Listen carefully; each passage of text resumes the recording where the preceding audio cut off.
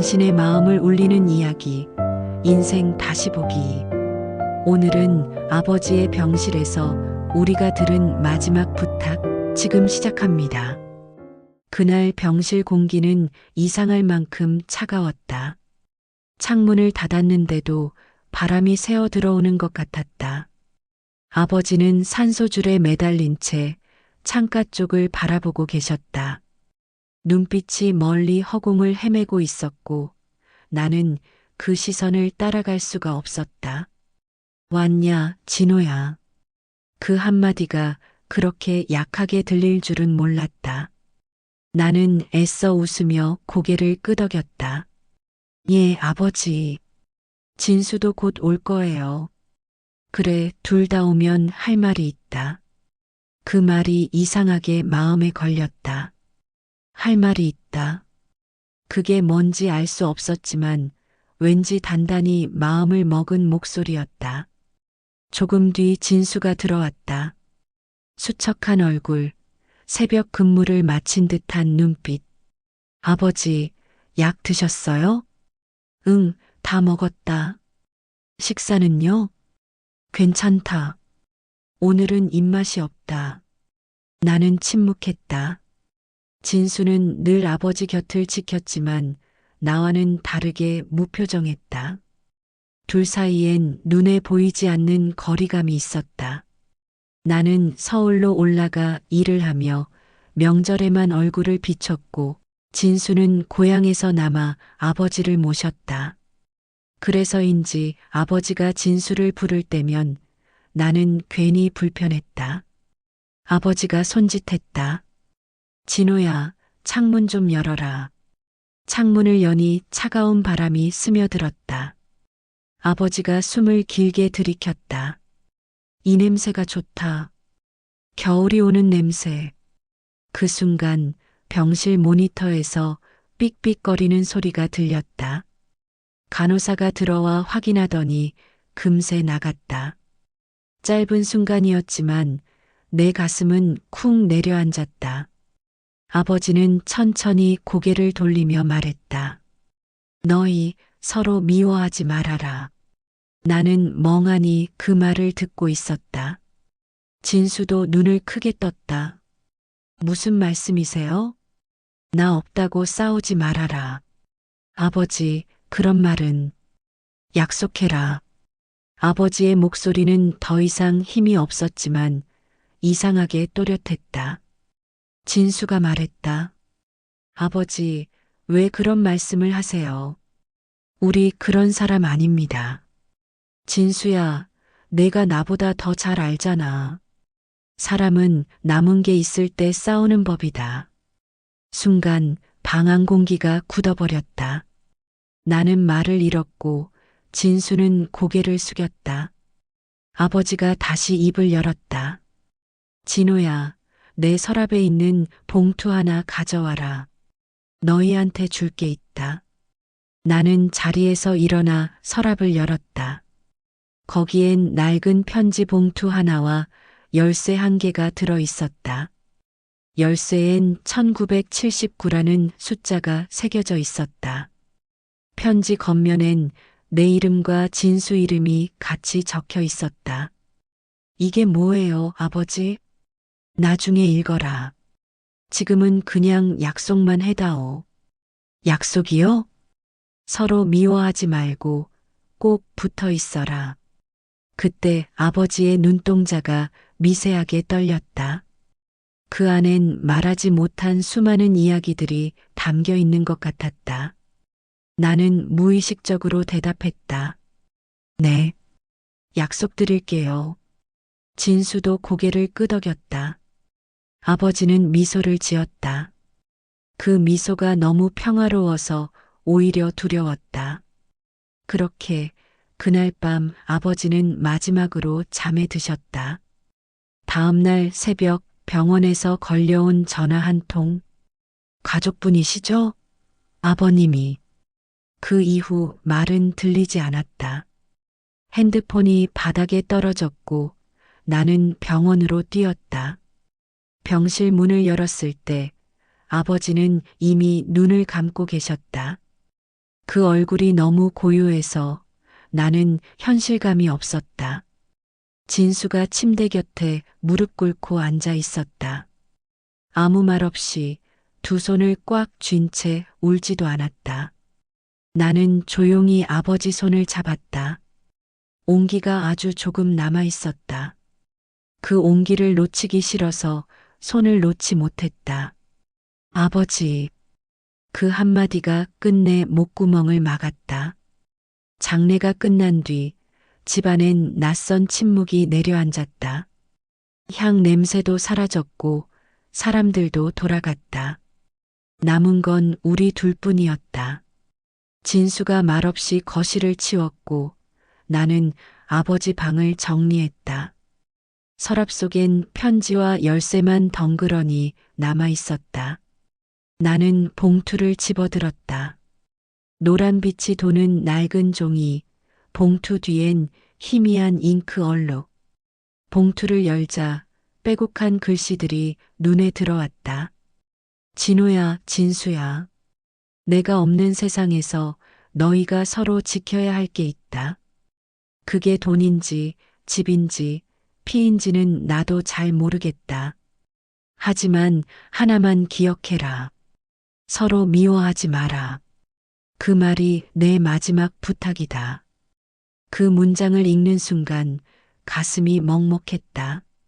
진수가 내 옆으로 다가와 같이 편지를 봤다. 형, 아버지답지 않다. 이런 말 남기는 분 아니었잖아. 그러게 왜 이렇게까지 남기셨을까? 열쇠는 뭐야? 모르겠어. 근데 숫자 봐봐. 1979. 우리 태어난 해잖아. 둘 다 한동안 말이 없었다. 바깥에선 바람소리가 창문을 스쳤다. 그 바람소리가 마치 누군가의 숨소리처럼 들렸다. 진수가 말했다. 형, 이거 그냥 버리면 안 되겠지? 아버지가 남긴 마지막 거잖아. 확인은 해봐야지. 근데 뭐가 나올까? 글쎄, 근데 뭔가 있으니까 남기셨겠지. 그날 밤 나는 잠이 오지 않았다. 아버지의 마지막 말이 머릿속을 떠나지 않았다. 서로 미워하지 마라. 평생 감정 표현 없던 사람이 왜 끝내 그 말을 남겼을까? 나는 침대에서 일어나 열쇠를 손에 쥐었다. 차가운 금속이 손바닥을 시렸다. 그 안에 무언가가 숨어 있는 느낌이었다. 바로 그때 진수가 내 방 문을 열었다. 형, 나도 잠이 안 와. 나도 그래. 우리 내일 그 열쇠가 맞는 곳 찾아보자. 그래. 그렇게 우리는 다시 함께 움직이기로 했다. 몇 년 동안 말 한마디 제대로 안 섞던 형제였지만 아버지의 마지막 부탁이 우리를 다시 묶어버렸다. 아버지가 남긴 그 작은 열쇠. 그게 단순한 쇠조각인지 아니면 우리 가족의 마지막 퍼즐인지는 아직 알 수 없었다. 하지만 한 가지는 분명했다. 이건 끝이 아니라 시작이었다. 문자는 익숙한 듯 낯선 번호에서 왔다. 우리는 차 안에서 한마디도 하지 않았다. 아버지가 남긴 열쇠를 손에 쥔 채 내비게이션에 오래된 주소를 찍었다. 도시 끝자락을 벗어나자 풍경이 빠르게 낡아졌다. 녹슨 펜스와 기울어진 간판. 어릴 적 차에서 졸다 깼을 때 보던 그 길. 진수는 창밖만 바라봤다. 여기 맞지? 진수가 낮게 물었다. 맞아. 나는 열쇠의 숫자를 한 번 더 훑었다. 1979. 문은 쉽게 열리지 않았다. 손잡이를 두 번 비틀고 몸으로 밀자 끈적한 먼지 냄새가 튀어올랐다. 안은 어둡고 차가웠다. 마치 시간이 그늘을 만들어 놓은 방처럼. 스위치를 올려도 불은 켜지지 않았다. 진수가 휴대폰 플래시를 켰다. 빛이 천천히 서가를 훑었다. 박스가 층층이 쌓여 있고 작은 금고와 서랍장, 그리고 책상 위에 검은 공책들이 줄지어 있었다. 나는 첫 공책을 펼쳤다. 두꺼운 펜으로 눌러 쓴 글씨. 처음 본 아버지의 목소리였다. 오늘 첫 공장을 빌렸다. 아내는 아이를 품고 있다. 내가 이 아이에게 어떤 아버지가 될 수 있을까? 페이지는 하루하루 쌓인 생활의 무게로 두꺼워져 있었다. 밀린 전기요금, 불량률, 직원과의 다툼, 그리고 드물게 등장하는 우리 이름. 진호가 오늘 울었다. 진수가 조금 아팠다. 병원비가 버겁다. 진수의 손이 멈췄다. 형, 이거 봐. 그가 다른 공책을 내밀었다. 종이 모서리가 달아해졌다. 글씨는 더 작고 조심스러웠다. 오늘 병원에서 소문을 들었다. 같은 시간 같은 방. 두 아이가 태어났다고 했다. 간호사는 아니라고 했다. 나는 믿는다고 했다. 믿는다고 말하는 게 더 쉬웠다. 내가 무너지지 않으려면 나는 무의식적으로 숨을 들이켰다. 진수는 눈을 감았다가 떴다. 형, 이런 말 왜 우리에게 안 했을까? 아직도 모르겠다. 하지만 알 것 같기도 했다. 우리가 알게 되면 우리가 서로를 의심할까봐, 우리가 서로를 미워할까봐. 책상 서랍은 잠겨 있었다. 나는 아버지의 열쇠를 꺼냈다. 작은 딸깍 소리와 함께 서랍이 열렸다. 속엔 봉투와 장부 2권, 그리고 테이프 하나가 있었다. 봉투부터 열자. 손글씨가 빽빽했다. 진호야, 진수야. 내가 자란 날보다 잘못한 날이 많았다. 무릎을 굽히지 않던 내가 마지막에는 너희 앞에서 고개를 숙인다. 사람은 늦게 배우는 게 있다. 사랑은 말하지 않으면 남지 않는다. 말하지 못한 사랑이 너무 많다.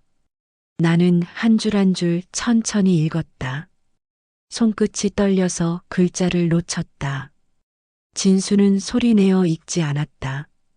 그저 숨만 길게 내쉬었다. 장부를 펼치자 숫자들이 눈을 때렸다. 입금, 출금, 대출, 그리고 낯선 이름. 이름 옆에는 짧은 메모. 친자 확인 보류. 진수의 표정이 굳었다. 형, 이 이름 알아? 아니, 한 번도 들어본 적 없어. 우리는 서로를 바라봤다. 눈빛 속에서 같은 질문이 번졌다. 이 사람은 누구지? 테이프를 재생할 방법이 없었다. 그러다 구석에서 작은 카세트 플레이어를 찾았다. 건전지는 죽어 있었고 콘센트는 먼지로 막혀 있었다. 플러그를 깊게 밀어넣고 버튼을 눌렀다. 꺼끌거리는 잡음 뒤에 낮고 거친 숨소리, 그리고 아버지의 목소리. 진호야, 진수야. 내가 이걸 듣게 할지 아니면 태워버릴지 오늘도 결정을 못했다. 사람이 되돌릴 수 없는 게 있다. 하지만 붙잡을 수 있는 것도 있다.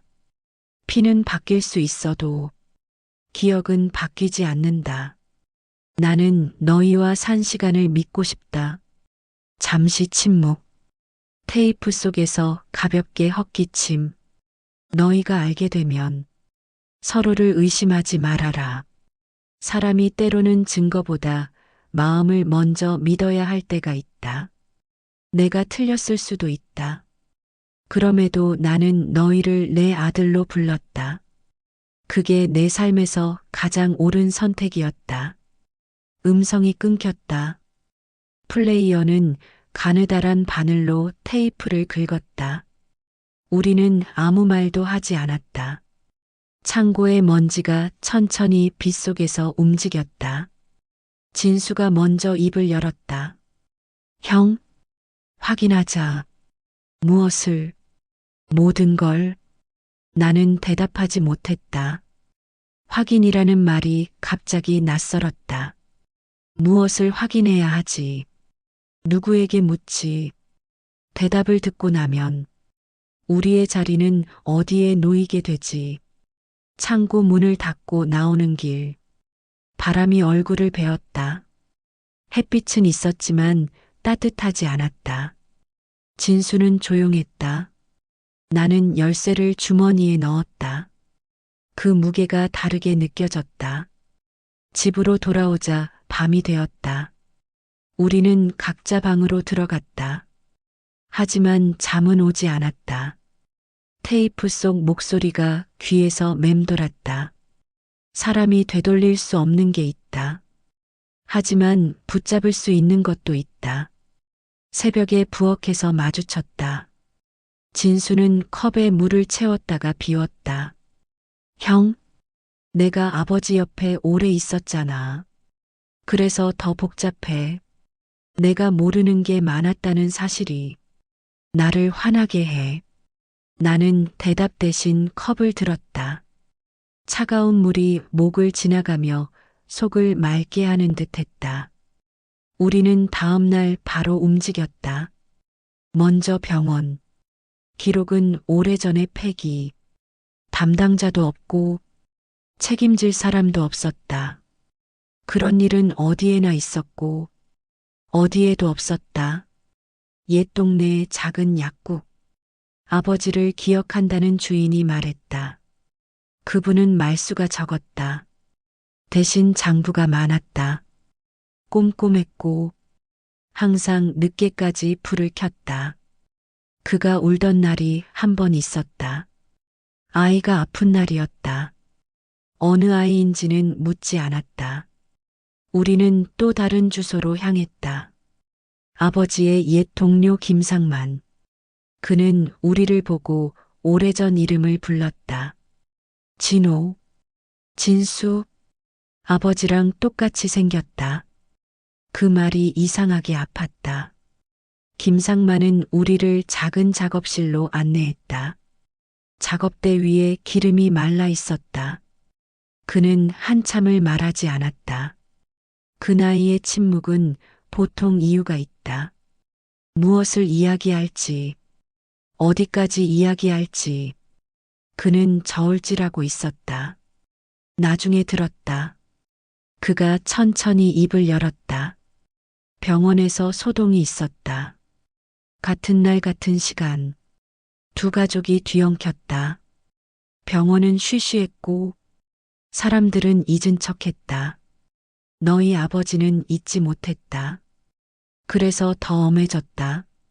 지키는 방법을 몰랐기 때문이다. 진수가 물었다. 그 이름 압니까? 낯선 이름. 김상만은 고개를 저었다. 모른다. 다만 너희 아버지가 자주 했던 말은 기억난다. 피가 다가 아니더라. 시간이 더 무섭더라. 그 말을 듣는 순간 나는 어쩐지 숨이 편해졌다. 그리고 동시에 더 복잡해졌다. 우리는 마지막으로 은행을 찾았다. 상속 계좌 확인. 직원은 규정대로 말을 아꼈다. 그러나 하나의 문장. 계좌의 일부는 조건부. 친자 확인 보류. 이름. 이정호. 진수의 손등에 핏줄이 섰다. 형, 이건 뭐지? 나는 고개를 들었다. 직원은 더 이상 말할 수 없다고 했다. 우리는 번호표를 손에 쥔 채 자리에 앉아 한참을 움직이지 않았다. 밖으로 나오니 바람이 달랐다. 초겨울의 향. 나는 멀리 하늘을 올려다봤다. 구름이 얇게 흘렀다. 진수가 내 옆에서 말했다. 형, 우리가 뭘 선택하든 나는 형 편이야. 그 말이 낯설었다. 그러나 따뜻했다.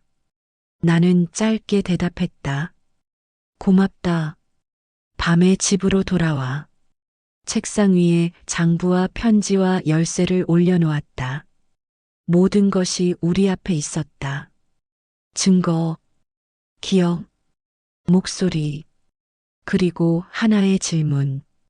우리는 어디까지 알아야 할까? 알아버린 다음, 어디에 서 있어야 할까? 아버지가 마지막으로 부탁한 문장을 떠올렸다. 서로 미워하지 말아라.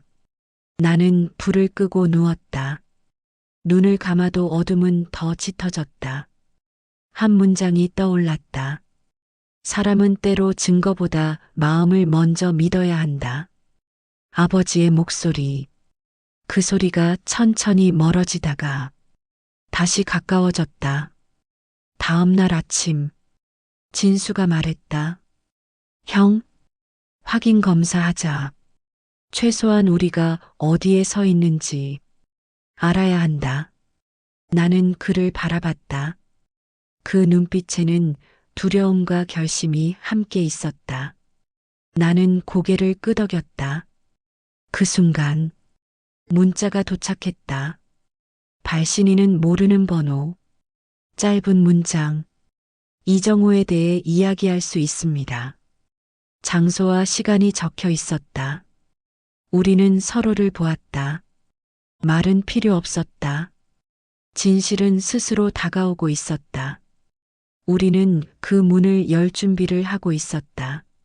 나는 주머니에서 열쇠를 꺼내 한 번 더 쥐었다.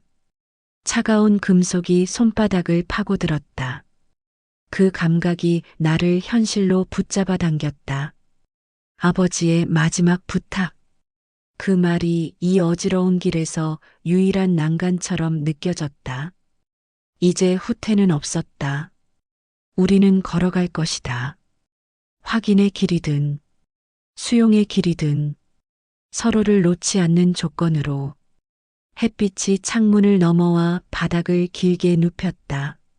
나는 그 빛 위에 조용히 섰다. 그리고 마음속으로 한 번 더 중얼거렸다. 아버지, 알아볼게요. 하지만 약속은 지키겠습니다. 서로를 미워하지 않겠습니다. 문자는 익숙한 듯 낯선 번호에서 왔다. 이정호에 대해 이야기할 수 있습니다. 짧고 단단한 문장. 끝에는 주소와 시간. 내일 오후 2시, 낡은 카페 이름. 해바라기. 진수와 나는 동시에 휴대폰을 내려놓았다. 이게 함정이면 어떡하지? 진수가 낮게 말했다. 확인하지 않으면 평생 찜찜하겠지. 나는 짧게 대답했다. 그래, 가보자. 다음 날, 카페는 한적한 골목에 있었다. 커튼은 오래된 커피 향에 물들어 있었고, 낡은 시계 초침이 느리게 돌았다. 우리가 들어서자 창가 쪽에서 누군가 일어섰다. 마른 얼굴, 중년의 남자. 그는 조심스럽게 인사를 했다. 진호 씨, 진수 씨 맞죠? 낯선 목소리, 낯선 눈빛. 그는 자신을 이정호라고 소개했다. 그 순간 공기가 무너졌다. 진수가 먼저 입을 열었다. 당신이 그 이정호입니까? 그는 고개를 끄덕였다. 그렇습니다. 하지만 오해는 마세요. 저는 아버지의 피를 나눈 사람은 아닙니다. 그 한마디에 숨이 걸렸다. 그럼 뭐죠? 당신들 아버지가 저를 키워주셨습니다. 나는 이해가 되지 않았다. 뭐라고요? 저는 고아원에 있었어요. 당신들 아버지가 봉사 오셨다가 저를 자주 챙기셨죠. 나중엔 집에 데려가겠다고 하셨어요. 진수가 의자를 밀치듯 일어났다. 그게 말이 돼요? 이정호는 고개를 숙였다. 당신들 어머니가 반대하셨죠. 결국 입양은 무산됐어요. 하지만 아버지는 계속 저를 도왔습니다. 그래서 제 이름이 상속계좌에 남은 겁니다. 나는 멍하니 그를 바라봤다. 그 말이 진실이라면 아버지는 평생 우리 몰래 또 다른 아이를 챙겼던 셈이었다. 진수는 손으로 얼굴을 감쌌다. 그럼 친자 확인 보류는 뭐예요? 그건 제 이름이 등록될 때 법적으로 가족이 아니라는 표시였을 겁니다. 그의 눈가가 붉어졌다. 아버지는 제게 늘 그러셨어요. 피보다 중요한 게 있다. 함께한 시간이라고. 그 말, 그 익숙한 문장. 아버지가 남긴 편지의 마지막 줄. 피보다 강한 건 함께한 시간이다. 가슴이 뜨겁게 조여왔다. 진수는 여전히 믿지 못하겠다는 표정이었다. 증거 있어요? 이정호는 봉투 하나를 내밀었다. 사진 몇 장과 편지 한 장. 사진 속엔 젊은 아버지와 10살쯤 되어 보이는 아이가 있었다. 그 아이는 분명 이정호였다. 그리고 편지엔 이렇게 적혀 있었다. 정호야, 내가 아버지가 되지 못해서 미안하다. 하지만 내가 세상 어디에 있든 내 마음의 한 자리는 늘 너를 위해 남겨둘게. 언젠가 진호와 진수가 이해해 줄 거라 믿는다. 진수의 어깨가 천천히 내려앉았다. 그가 한동안 아무 말도 하지 않았다. 나는 조용히 물었다. 아버지가 당신에게 이런 걸 남기셨나요? 아니요. 저는 그냥 그 말을 전하고 싶었어요. 당신들이 오해하지 않기를 바랐습니다. 잠시 침묵. 밖에서 종소리가 울렸다. 이정호가 자리에서 일어섰다. 저는 이제 갑니다. 이제 제 이름은 잊으셔도 돼요. 그분은 저에게 이미 충분히 아버지였습니다. 그가 문을 나서자 바람이 커튼을 흔들었다. 진수는 아무 말 없이 커피잔을 비웠다. 형, 그럼 이게 끝이야? 아니, 아직 시작이야. 무슨 말이야? 우리가 아버지를 이해하는 건 지금부터야. 집으로 돌아오는 길. 하늘은 잿빛이었다. 진수가 창밖을 보며 말했다. 형, 이상하지 않아? 아버지는 왜 그걸 우리에게 숨겼을까? 아마 두려워서겠지. 뭐가 두려워서? 사람 마음은 설명이 안 되니까. 그날 밤 나는 아버지의 일기를 다시 읽었다. 후반부엔 짧은 메모들이 있었다. 진호는 멀어졌다. 진수는 나를 원망한다. 나는 두 아들에게 같은 사랑을 줄 수 없었다. 정호에게는 다른 마음이었다.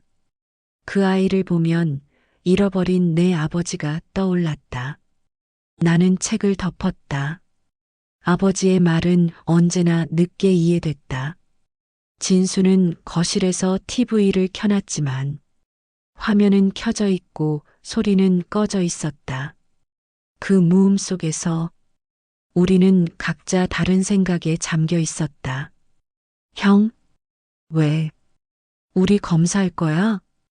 해야겠지. 근데 결과가 나오면 어쩔 건데? 나는 대답하지 않았다. 진수는 미소를 지었다. 아버지가 우리한테 바란 게 뭔지 이제 알 것 같아. 뭔데? 결과보다 우리가 어떤 선택을 하느냐. 며칠 뒤 검사기관에서 연락이 왔다. 결과가 나왔습니다. 우리는 서류를 받았다. 봉투를 열기 전 진수가 내 손을 붙잡았다. 형, 혹시 몰라. 어떤 결과든 알아. 약속했잖아. 봉투를 열었다. 활자로 인쇄된 숫자들. 비율, 결론, 형제관계, 일치율 98.9%, 친형제임을 확인함. 숨이 멎는 줄 알았다. 진수는 고개를 숙였다. 나는 웃었다. 눈물이 함께 흘렀다. 됐네. 아버지 말이 맞았네. 무슨 말? 서로 미워하지 말라고. 우리 진짜 형제잖아. 진수는 고개를 끄덕였다. 그럼 이제 정우 형은? 그 사람은 아버지 마음속에 또 다른 가족이었겠지. 그날 저녁, 우리는 아버지의 낡은 공장 창고로 다시 갔다. 창문 너머로 붉은 석양이 들어왔다. 나는 벽에 걸린 아버지의 사진을 꺼냈다. 그 미소 속엔 여전히 말하지 못한 사랑이 숨어 있었다. 진수가 말했다. 형, 이건 아버지 대신 형이 보관해. 괜찮아. 우리 둘이 같이 갖자. 같이? 그래. 그게 아버지 뜻일 거야. 우리는 사진을 다시 걸었다. 바람이 들어와 먼지가 빗속에서 흩날렸다. 그때 내 마음 어딘가에서 긴장이 풀리듯 무너졌다. 나는 조용히 중얼거렸다. 아버지, 이제 알겠어요. 당신이 왜 그 말을 남겼는지. 진수가 물었다. 어떤 말? 사람은 죽을 때 후회하는 게 하나래. 사랑을 말하지 않은 시간. 그래서 우리한테 그 부탁을 하셨나 봐. 응. 서로 미워하지 말라고. 우리는 한동안 아무 말 없이 창고를 바라봤다. 바깥에서는 새가 울었다. 저 멀리 들려오는 기계음. 모든 게 멈춘 듯 또 살아있는 듯 했다. 집으로 돌아오는 길. 나는 하늘을 올려다봤다. 별이 하나 떠 있었다. 그 별이 왠지 아버지 같았다. 그날 이후 나는 매일 밤 그 별을 보며 중얼거린다. 아버지, 아직도 그 향이 납니다. 겨울이 오는 냄새, 그날 병실의 공기, 그리고 당신의 마지막 부탁. 그로부터 몇 달이 지났다. 계절은 3번이나 바뀌었다. 눈이 내리고, 꽃이 피고, 비가 내렸다. 하지만 이상하게도 나는 여전히 그 병실의 공기를 기억했다. 창문을 닫아도 스며들던 차가운 냄새. 그 속에서 아버지의 마지막 말이 자꾸 되살아났다. 서로 미워하지 마라. 그 말은 단순한 유언이 아니라 우리 삶의 문장처럼 남아 있었다. 이제 나는 그 문장을 따라 다시 하루를 시작했다. 아버지의 집은 그대로 두기로 했다. 진수와 나는 주말마다 내려가 청소를 했다. 창문을 열고 먼지를 털고 아버지가 쓰던 공책을 정리했다. 그곳엔 아직도 아버지의 손길이 남아 있었다. 연필 자국, 커피 얼룩, 그리고 희미하게 남은 연기 냄새. 나는 그 냄새를 맡을 때마다 왠지 마음이 편해졌다. 진수는 공장 자리에서 소규모 공방을 열었다. 오래된 기계를 수리해서 다시 돌렸다. 쇠 부딪히는 소리가 우리 둘 사이의 침묵을 대신 채워줬다. 가끔 그는 말했다. 형, 아버지 여기 있으면 좋아하셨을 거야. 응, 그럴 거야. 나는 그때마다 짧게 웃었다. 그리고 속으로 덧붙였다. 아버지, 진수도 이제 잘하고 있어요. 이정호에게서도 가끔 연락이 왔다. 그는 다른 지역에서 복지센터 일을 시작했다고 했다. 아버지 덕분에 사람을 믿는 법을 배웠습니다. 그 문장을 읽을 때마다 나는 묘한 안도감을 느꼈다. 아버지가 한 사람에게 남긴 시간의 흔적이 그 사람의 삶을 바꾸고 있었다. 가끔 우리는 셋이서 통화를 했다. 피를 나눈 건 아니지만 묘하게 익숙한 온기가 느껴졌다. 그 온기가 어쩌면 가족이라는 단어의 본 모습인지도 몰랐다. 여름의 끝 무렵 나는 오래된 서랍 속에서 아버지의 시계를 꺼냈다. 멈춰있던 초침을 살짝 두드리자 작은 소리가 다시 움직였다. 그 소리를 들으며 생각했다. 멈췄던 건 시간이 아니라 내 마음이었다. 진수는 말수가 줄었다. 대신 행동이 많아졌다. 새벽마다 공방 문을 열고 저녁이면 어머니 사진 앞에 불을 켰다. 나는 서울과 시골을 오가며 새로운 일을 시작했다. 아버지가 미뤘던 창고 부지를 정리하고 그곳에 작은 도서관을 짓기로 했다. 첫 삽을 뜨는 날, 진수와 나는 삽을 맞잡았다. 햇빛이 강했지만 손끝은 시원했다. 누군가 우리를 지켜보고 있는 기분이었다. 형, 이제 진짜 끝났나 봐. 아니, 이제 시작이야. 뭐가? 우리가 이어가는 이야기. 도서관 이름은 1979로 정했다. 아버지가 남긴 숫자, 그리고 우리가 다시 만난 해를 상징했다. 그날 개관식에 많은 사람들이 왔다. 마을 어르신들, 아이들, 이정호도 먼 길을 와줬다. 그는 입구에서 조용히 고개를 숙였다. 이 자리에 오게 돼서 감사합니다. 진수가 말했다. 아버지라면 당신도 꼭 초대했을 거예요. 햇살이 천장을 스쳤다. 먼지가 빗속에서 춤을 췄다. 그 빛 사이로 나는 아버지의 미소를 본 듯했다.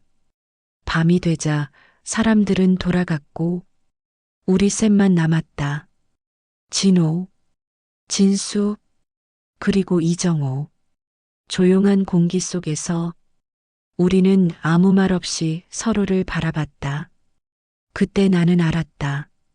피보다 강한 게 있다는 걸. 같은 시간을 나눈 기억, 같은 상처를 지나온 마음. 그게 우리를 묶고 있었다. 나는 책상 위에 손을 얹고 속삭였다. 아버지, 약속 지켰어요. 서로 미워하지 않았어요. 그 순간 바람이 창문을 스쳤다. 커튼이 부드럽게 흔들렸다.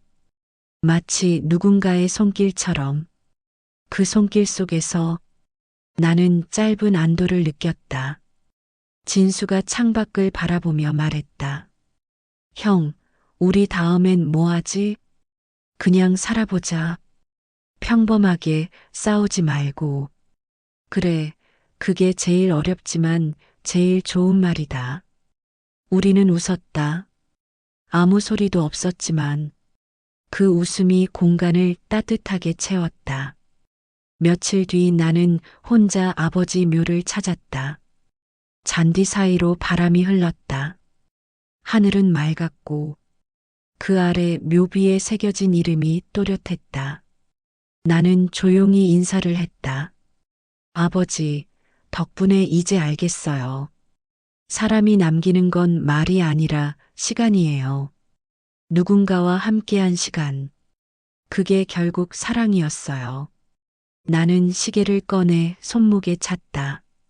초침이 규칙적으로 움직였다. 그 리듬이 내 심장과 같은 속도로 뛰고 있었다. 돌아서는 길. 진수에게서 전화가 왔다. 형, 저녁 먹자. 뭐 먹을까? 아무거나. 그냥 같이. 그 말이 참 좋았다. 같이. 그 두 글자에 모든 게 담겨 있었다. 그날 밤 우리는 오래된 식탁에 마주 앉아 국을 나눠 먹었다. 밥 위로 김이 올랐고 그 향이 병실의 냄새와 겹쳤다. 하지만 이번엔 따뜻했다. 진수가 말했다. 형, 아버지가 있었다면 뭐라고 했을까? 아마 이 말 했을 거야. 뭔데? 이제 괜찮다. 우리는 웃었다. 그 웃음 사이로 눈물이 났지만 숨기지 않았다. 아버지가 그랬던 것처럼 서툴게라도 감정을 내놓았다. 식사가 끝난 뒤 나는 거실 불을 끄고 창문을 열었다. 하늘에 별 하나가 반짝였다. 그 별이 천천히 깜빡였다.